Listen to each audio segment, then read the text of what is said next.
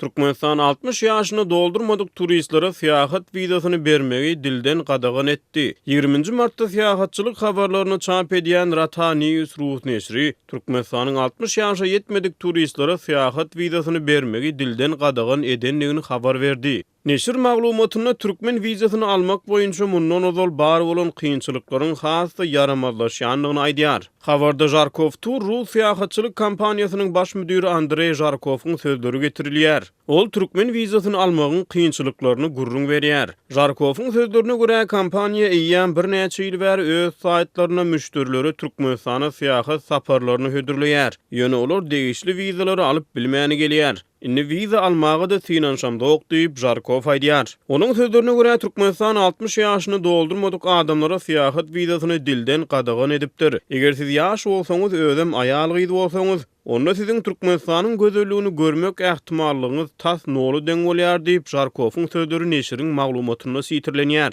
20 martda Azatlyk radiosy Jarkov Tur Rus syýahatçylyk kampaniýasy bilen viza meseleleri babatdaky soraglar boýunça kommentariýa sorap telefon arkaly habarlaşdy. Kampaniýanyň jogapkar işgäriniň sözlerine görä Türkmenistana syýahat wizasyny almak diňe bir 60 ýaşyny doldurmadyklary däl eýsem soňky bir näçe ýyl bäri hiç kime de mümkin näl. Eýsem Türkmenistanyň syýahatçylyk kampaniýalary bu ugurda daşary ýurtly turistlere nähili wiza mümkinçiliklerini hödürleýär. Rus raýatlarynyň Türkmenistana syýahat wizasyny almak mümkinçilikleri barada 22 martda Türkmenistanyň Ahal Syýahat döwlet syýahatçylyk kampaniýasy bilen habarlaşan Azatlyk radiosynyň çeşmesiniň sözlerine görä Türkmen syýahatçylyk kärhanasy diňe 60 ýaşdan aganlara däl, hemmeleri de Türkmen syýahatçylyk wizasyny almagyň mümkinligini aýtdy. Ol agdalýan çäklendirmeleri inkar etdi.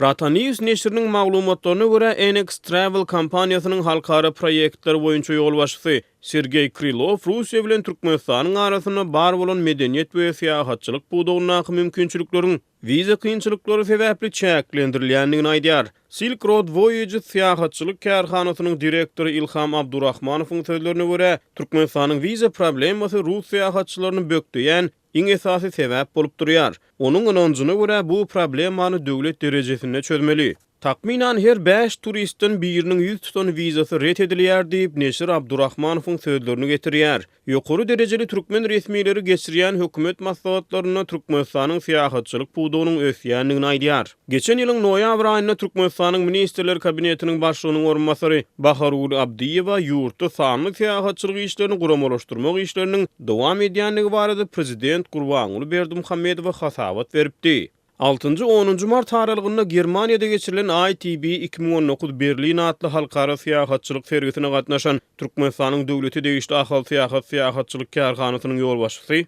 Metbugatda eden çykyşynda Türkmenistanyň syýahatçylyk kärhanalarynyň Ýewropaly turizm kampaniýalary bilen has takygy Germaniýaly, Awstriýaly, Ispaniýaly we Italiýaly syýahatçylyk firmalary bilen hyzmatdaşlyk etmek boýunça ulalaşyga gol çekenliklerini ma'lum etdi. Human Rights Watch, Freedom House ýaly ýyry halkara guramalaryň ýyllyk hasabatlaryna görä Türkmenistan ýapyk ýurt bolmagyna galýar. Häkimetlerdiň bir daşary ýurtlaryň Türkmenistana barmagyna däl eýsem käbir halatlarda türkmen raýatlarynyň daşary ýurtlara çykmagyny hem edenetdirikli gadagan edýär.